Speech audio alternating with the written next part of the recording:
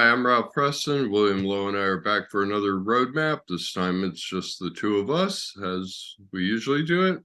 And tonight we're going to talk about affected side awareness. This is the concept of paying extra special attention to your affected side. A lot of people, people stand around with their arm drooping down. They kind of forget about that side, and that's not really a good thing.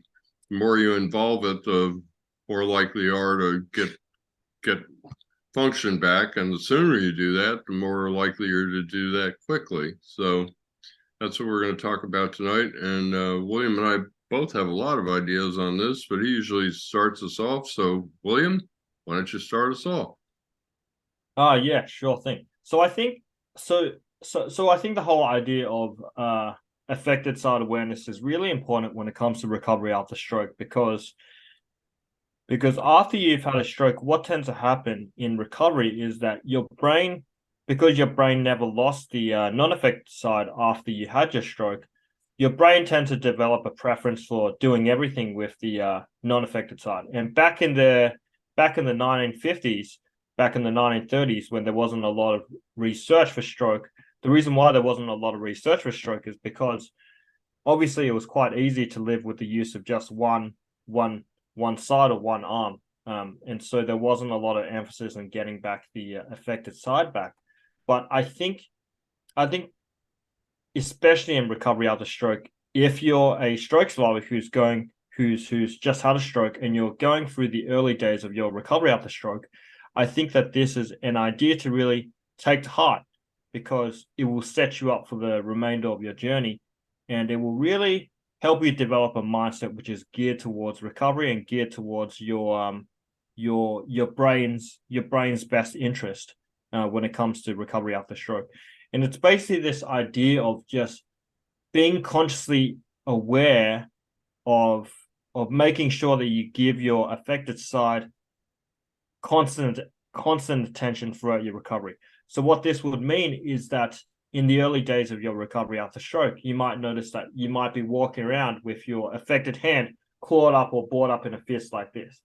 So one of the things you could do is rather than, I mean, unless you're a fan of going through the rest of your life with a balled up fist like this, one of the things you could do is whenever you're watching television or whenever you're sitting on the hospital bed and you're idle, and you notice that your affected hand is clawed up in a fist or balled up in a fist, one of the things you could do is just make sure that you're consciously giving that affected side attention. And what this would mean is constantly using your unaffected side to stretch out those fingers so that rather than having your affected hand balled up in a fist, you're conditioning your brain to let it know that it's not okay to have the hand balled up in a fist all the time, but rather constantly using your non-affected side to stretch out the fingers.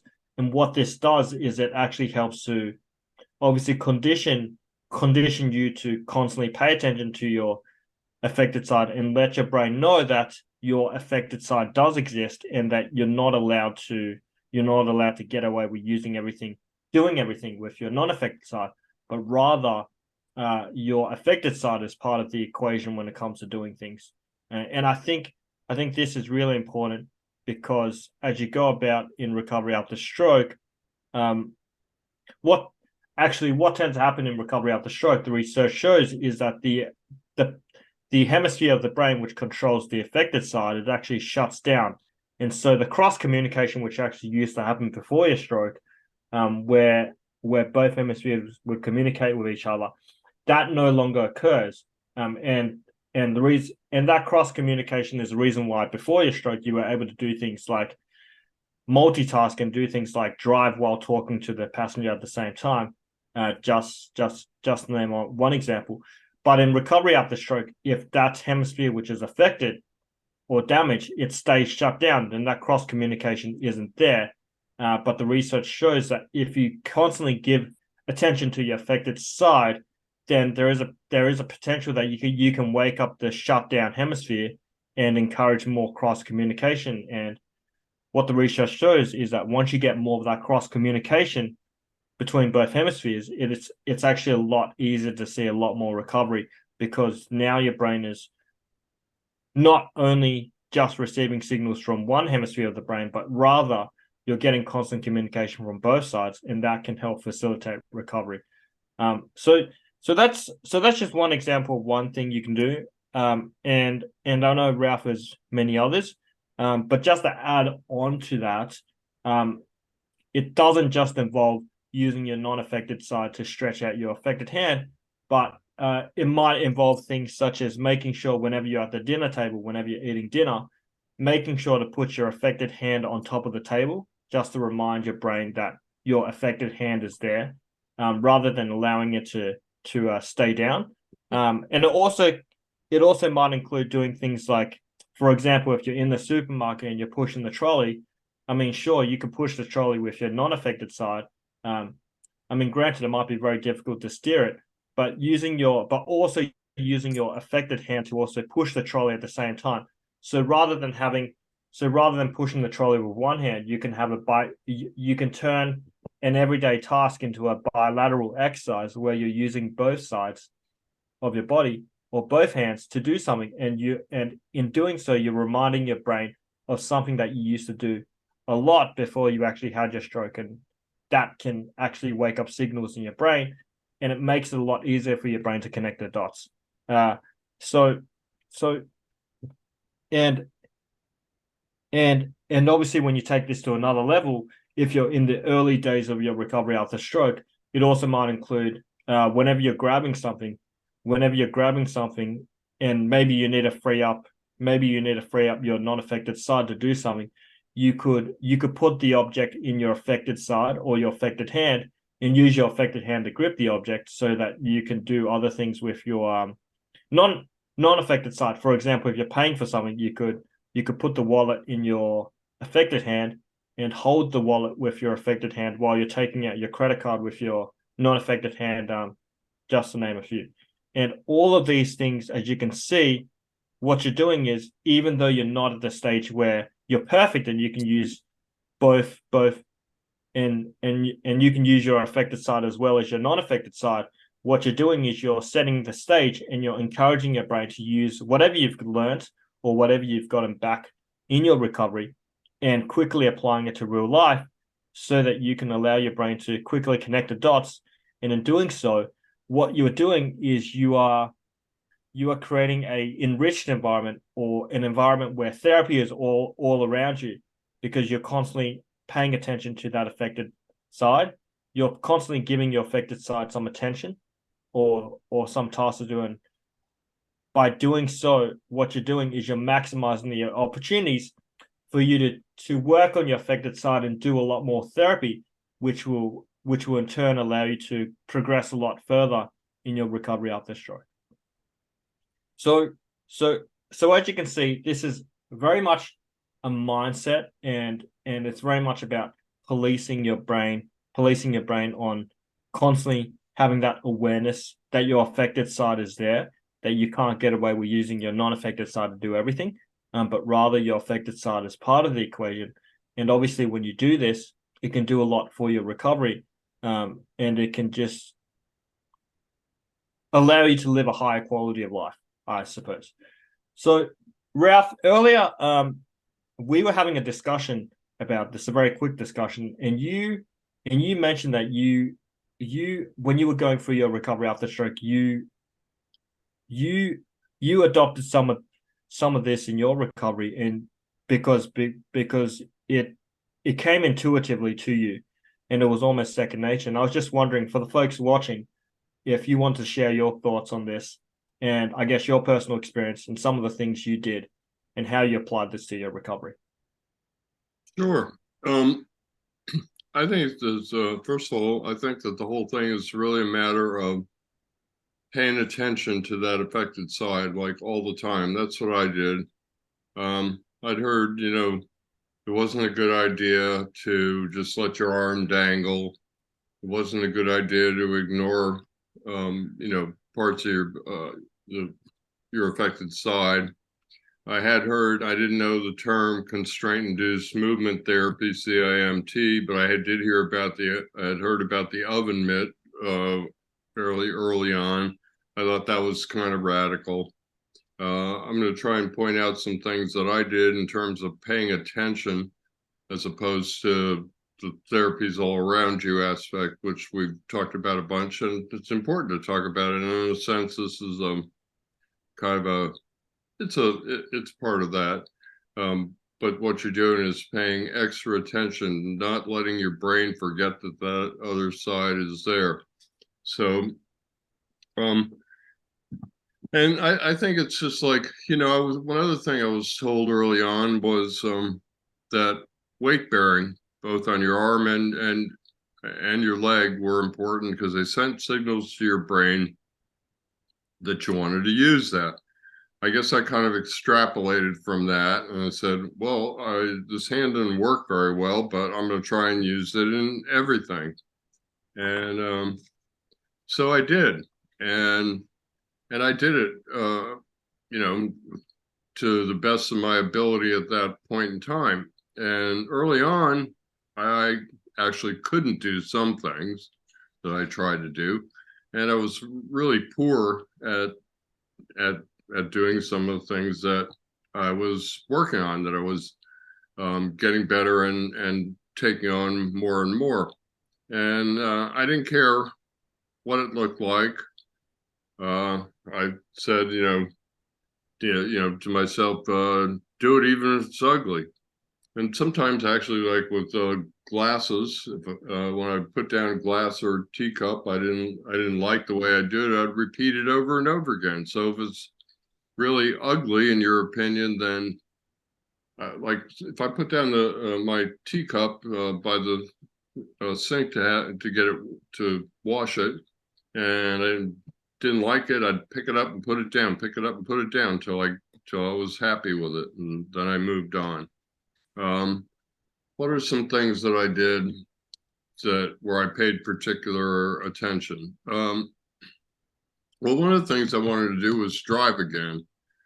So I went out to my car without the keys because I had no intention of driving or backing it up, and I just tried to put my hands on the wheel, and this hand wouldn't hardly go on the wheel, and my fingers almost didn't open enough. I almost had to. Well, what I did was I didn't have to like open them and wrap them around while they were open. I could open them, and I had enough time before they would curl back that I could get them back.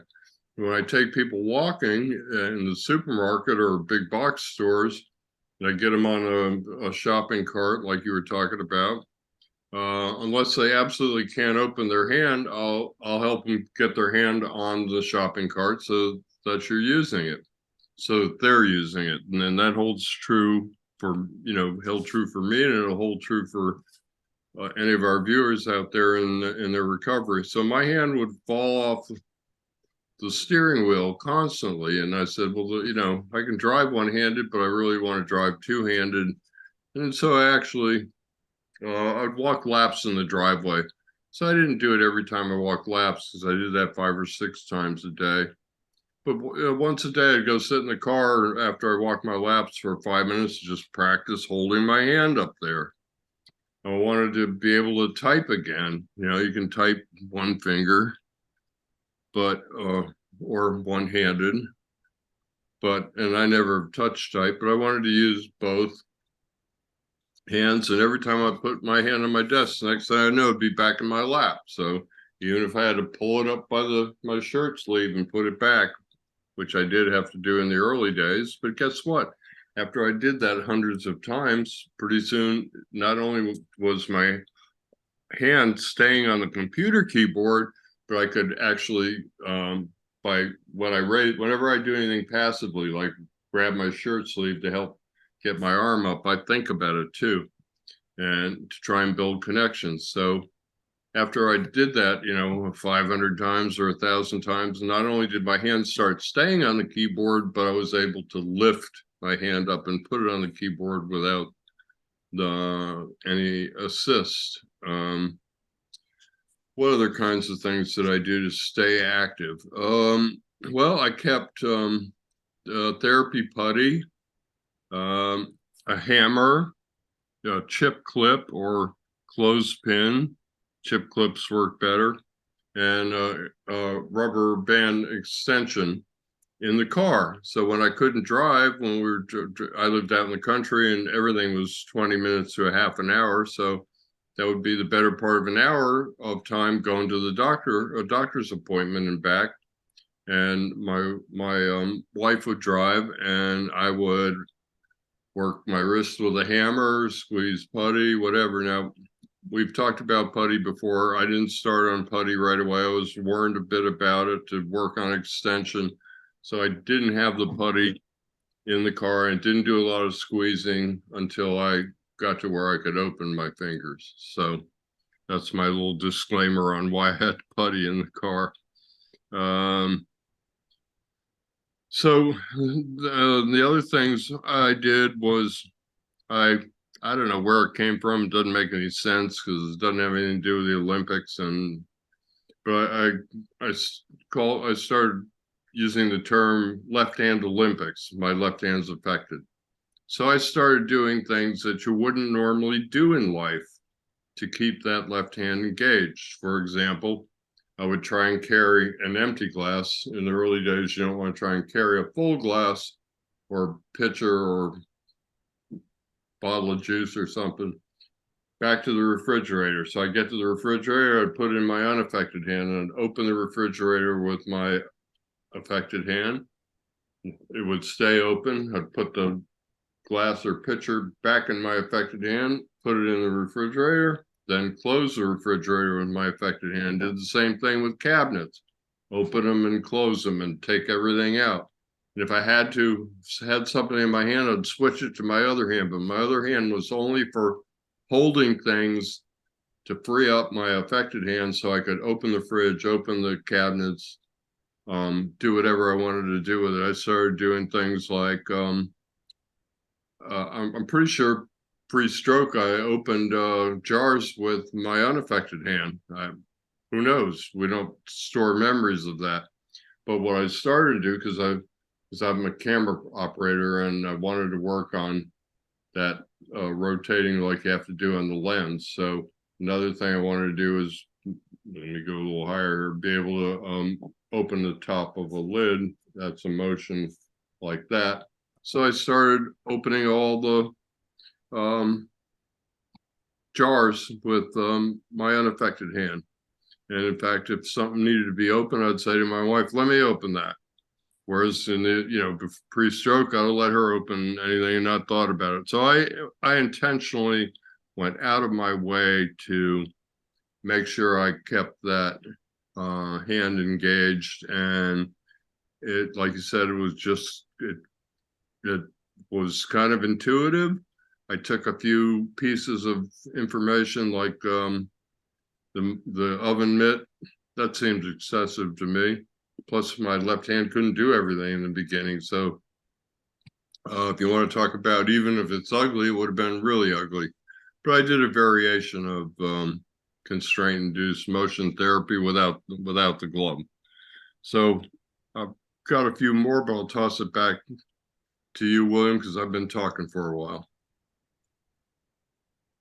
Yeah, definitely. I think those are all great things. I just wanted to highlight all of those things that you did, and for all the folks who are watching this, you can see the common theme which is reoccurring here. It's making sure that you pay attention to your affected side, because your brain has this tendency to always want to take the easy way out, or as Ralph and I have discussed before, go on autopilot. So one of the things that you've got to be cognizant of in your recovery after stroke is constantly policing your brain, constantly giving your brain opportunities to remind itself that your affected side isn't dead or it isn't gone, but rather it's still there and it just needs the correct stimulus to keep that recovery going, and so that your brain can actually rewire itself and form those connections that it lost already. And as you can see in Ralph's example as well, and some of the ones I showed, as well as some of the ones that I shared on my end, it's all about making sure that you use your affected side. Once you get your recovery back, it's not about setting and forgetting it, but making sure that you apply it to your everyday life to make sure that those movements that you learn or regain in your recovery, they become permanent, because your brain can associate those movements with real life tasks which you would have done before your stroke. And I think that's something to really keep in mind. Because like Ralph has advocated before, therapy is all around you. There are infinite opportunities to exercise your affected side. It's just up to you as a survivor to take advantage of those as you see them. And I mean, another one I want to mention is just going along with the trend of the grocery store with the trolley. If you're holding a basket and you're going grocery shopping and you're buying groceries, not using your non-affected side to hold the basket, but instead using your affected side to hold the basket and using your non-affected side to grab objects, and just seeing how much weight you can actually support or bear with your affected side while you're walking around the supermarket. And this is a really challenging task for the average stroke survivor, because for the average stroke survivor, their affected side is and their affected shoulder is clawed up to their body like that. So if you can actually put a basket with some weight in it, and you can force your affected side to hold onto that basket, not only is it going to be good for you because it's going to be stretching out your affected side away from your body, but it's also going to be training. It's also going to be training your brain on how to control the muscles which you use to flex your muscles, flex your fingers, and also relax them at the same time. Because one, you obviously don't want to let go of the basket, and number two, you want to be able to send a signal from your brain to keep a good control on the flexors, or the muscles which you use to flex your fingers, to keep the basket in your hand so you don't drop all the groceries that you bought already. So that's just another example of a really good task you can do. And I just wanted to add to what Ralph said about it doesn't have to be perfect and it can look ugly. Well, the thing is, if you never try, then you won't know where you are in your recovery after stroke, and you won't know if all the work you put in the clinic has actually paid off. Because at the end of the day, when it comes to recovery after stroke, it's about regaining a movement, re-educating your brain, and then applying it to real life as quickly as possible. And once you apply it to real life, that's where you really see the difference. Because when you apply to real life under a challenging environment, or under a environment where there's a lot of pressure, for example, where people are staring at you or people are looking at you in public, then your brain is going to actually learn how to adapt a lot quicker, so that you don't get the negative outcome of spilling a whole carton of milk in the supermarket in front of everyone, but rather you're able to maintain your grip on something and perform a task well enough so that you can do something as close as possible as you used to before your stroke. And it might not be perfect, but you're getting the job done, and it's making your quality of life a lot easier, rather than relying on your non-affected side to do everything. What you're doing is at least you're trying to use your affected side and make it part of the equation. And by doing that, sure, it won't happen overnight, but gradually, as Ralph mentioned when he was sharing his anecdote about putting his arm on the table to type on the keyboard, it might take 1,000 times for you to get to a place where your brain has mastered a task or an activity as close as possible to how you used to do it before your stroke. But it's just a matter of persistence, and you have to start from somewhere, even if it looks ugly.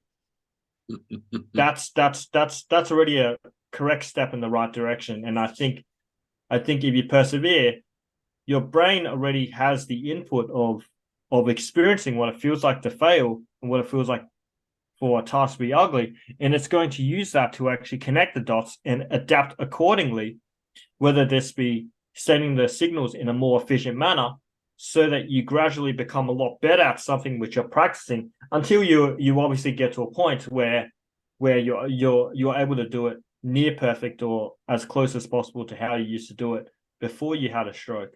And I mean, I don't think anyone is going to be judging you on how perfect how perfectly you can lift up a can of beans and place it on the shelf. I mean, as long as you can do it, then you can do it. and it makes a big difference to your quality of life, as I'm sure a lot of stroke survivors who are listening to this would resonate with. So really, I think at the end of the day, as you can see in this roadmap, as Ralph and I have shared, different ways of putting more awareness towards your affected side. When you do this correctly, what you're doing is you're setting up yourself for success by, one, not accepting that your affected side is gone after your stroke, but rather letting yourself know that your affected side is still able to work again. It's just a matter of time and a matter of perseverance until you get to that place where you're as close as possible to where you were before you had a stroke, or where you are at a place where you've recovered or made the most out of your recovery after stroke. And I think if you continue to do it, you can continue to squeeze as much recovery as possible out of your stroke recovery, because the thing about the brain is that your brain is constantly adapting to its environment, and your brain is constantly looking for ways to do things more efficiently, which is basically what neuroplasticity is about. And as long as you keep feeding your brain these activities, and as long as you keep feeding your brain that attention and challenge to try and do these things, your brain will constantly iterate itself to perform a lot better every time you do it, until you get to a place that you're satisfied and you feel that you've mastered something, so much so that your quality of life is at least the same before your stroke, if not a lot better. So that's basically what I have to add. Just after hearing what Ralph mentioned, and I just want to pass it back to you, Ralph, if you had anything else you wanted to add to that. Well, sure. It's interesting because when you were talking last time, I wrote down, well, when you first started talking, this last time I wrote down public grocery store. And you mentioned public and not spilling milk in front of everybody. I actually challenged myself in that way, in that I would sometimes do things in public that I was still working on, knowing that I really wouldn't want to fail in that situation. I also did this with, I'm a videographer and I had a few video jobs, and I wasn't really ready to do them, but I went ahead and did them anyway. And I've just found that the whole public pressure thing worked well for me. Of course, everything that I described and everything I'm going to add right now is kind of like I put pressure on myself, whether there were people around or not, whether it was in public or at home. I kept the I kept the burner on high. I didn't necessarily do things the hard way, but I made sure I did them with my affected hand. Let's see what else I got. Oh yeah, once I started being able to get up off the ground, I switched over from my unaffected leg to my affected leg. And to this day, I push up with my affected leg. Early on, I thought, this is great because it's additional exercise. I'm building up strength in this leg in a sense. And I was. So I still to this day get up that way. I can get up with my unaffected, pushing up with my unaffected leg, of course, because it's still stronger no matter what I do. It'll probably, well, it was my dominant side, of my non-dominant side was affected, so it's always going to be stronger. But if I went over, got on the floor and got up and did it right now, my brain would go, wait a minute, we don't do it this way, we do it with the affected leg. Same thing with like going up steps. I wanted to like not think about going up steps, so I actually practiced walking up to the steps and not taking any small steps to make sure that I went up with one leg or the other first. And I just practiced over and over again until I got good at doing them with both. And then I practiced walking up and trying to train my brain not to think, okay, always lead with this one or lead with that one. Just lead with whichever one would be next, kind of like it was before the stroke. So I did that too. Also, there are a lot of opportunities in a day where you are doing things where you could do a little bit of therapy. Like, I don't know what got me onto this. Well, I was doing weight bearing and I was trying to work on balancing on my affected leg. And so I'd stand at the counter and do that, and I'd do it with my fingertips. One night I was microwaving my dinner, reheating some leftovers or something. And I went, wow, I'm standing here at the counter. I could balance on one leg. And so I did that not every night because I don't eat leftovers every night, but every time I was doing anything in the kitchen that required like the microwave going around for 3 minutes, I'd stand there and balance for 3 minutes. I also did this like when I was pumping gas. Um, you can carry it. I never did carry my I don't think I did. I was just thinking you could take the things that you have in the car to work your hand and take them into the doctor's appointment because they sometimes make you wait 20 minutes or more in the waiting room. So if nothing else, you could, start doing opposition or various things. Point is to not let not let your brain forget about that other side. And also, to go back to the one with the computer keyboard, it's really more a matter of like your brain pre-stroke does a lot of things. Like you put your hands up on the keyboard and it automatically knows to hold them both up there and just type. It's doing that in the background. Well, you have a stroke, and the next thing you know, you're not thinking about this arm because you don't have as many connections. And that's why your arm falls back into your lap. And so part of what you're doing is you're building up that, I guess it's a form of multitasking so that you can do some of these things in the background while you type.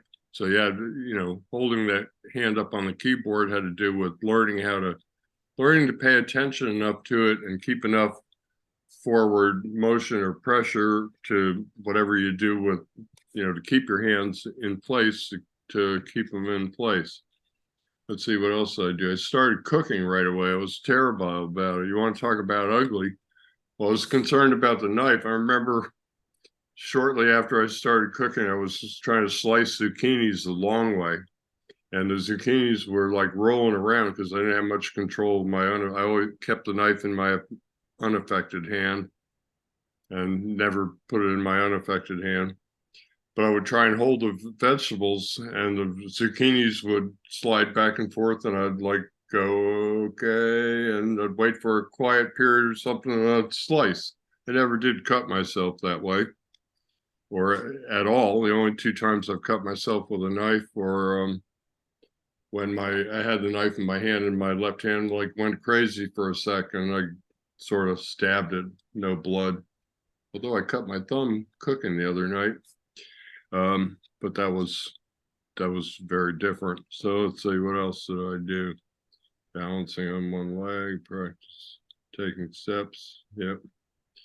So the point of doing it, even if it's ugly, is without the repetition and whatever, that's how you get better. If you've got a caregiver or a loved one that's doing a lot of stuff for you, you might think about trying to take over some of that yourself. I had to I talked to a couple of people about letting me do things for myself because even though it's helpful and even though might have done them ugly, I felt like the only way I was going to get better was to not have people coddle me and to do them myself and get in the repetitions necessary to make the connection. So I think that's pretty much on my list, except let's see what else I have down here. It's kind of like Nike says, just do it. So I don't know if you've got anything else, William.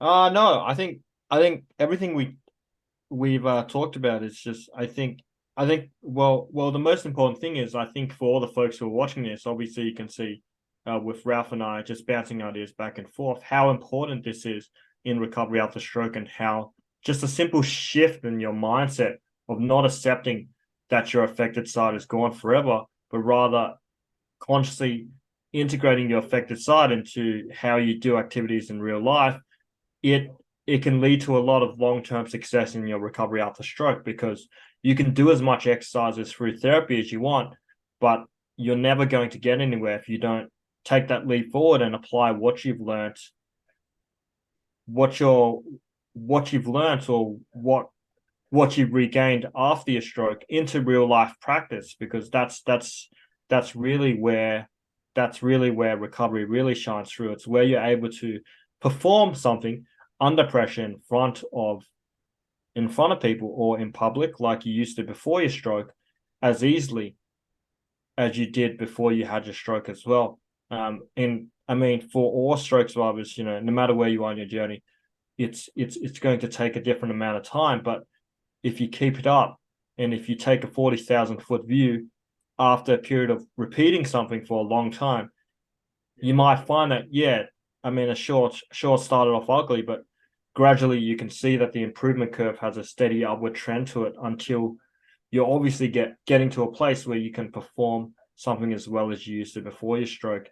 It's just a matter of giving your brain the opportunities to continue to practice until you obviously become a lot better. And like Ralph said, it's really about repetition, persevering, persevering through those challenges, through those situations and experiences where it looks ugly, and just continuing to refine that blueprint in your brain, which is responsible for that movement, until your brain connects the dots and has a light bulb moment, and it realizes this is how I'm performing something after I've had my brain injury, or after I've had my stroke.